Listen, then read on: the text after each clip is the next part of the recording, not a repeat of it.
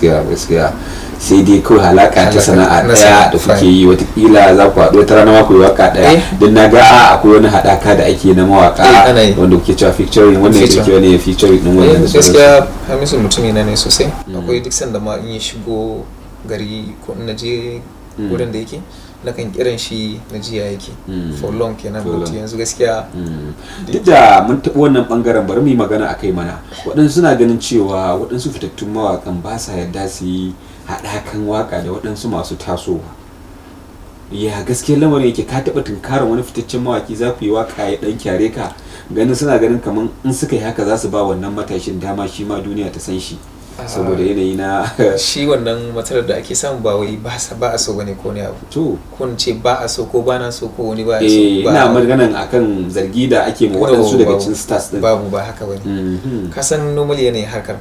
akwai rashin lokaci to kai kanka zaka je studio kana tashi daga studio zaka je wannan ana kiran ka show zaka fita wani garin zaka je kai ga wakokin aure ga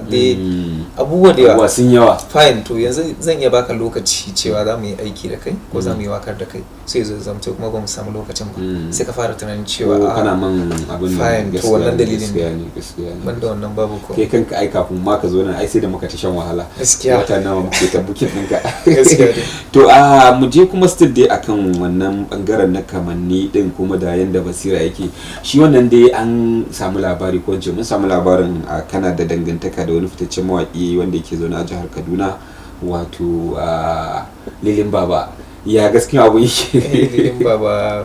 brother na ne gaskiya dan uwa ne a wajen ka dan uwa ne shi a wuri na ba wani ne wanda zai zamto na gefe ko wani abu ba dan uwa ne shi a wuri na saboda duk abin da zai iya samu na ko zai iya samun shi zai iya zuwa ya dauke ne kai ne wurin ba tare da an kwatanta ko ne abu tsakanin tazaran da ke tsakanin mu da shi gaskiya gidanmu da gidansu ma ba na tunanin zai iya kaiwa irin kilomita 10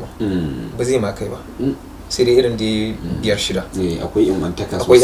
sosai ba wai abokan sana'a ko wani abu makamancin haka wani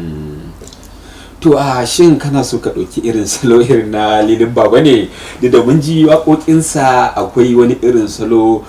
duk da waƙoƙinsa yana kama da wata waƙa da nake ji baby na kwana baby na gajiya to shi ma ya ɗauko salon waƙarsa shigen irin wannan pattern ɗin kasan a waƙoƙin nanayen ma akwai waɗanda suke canja salon su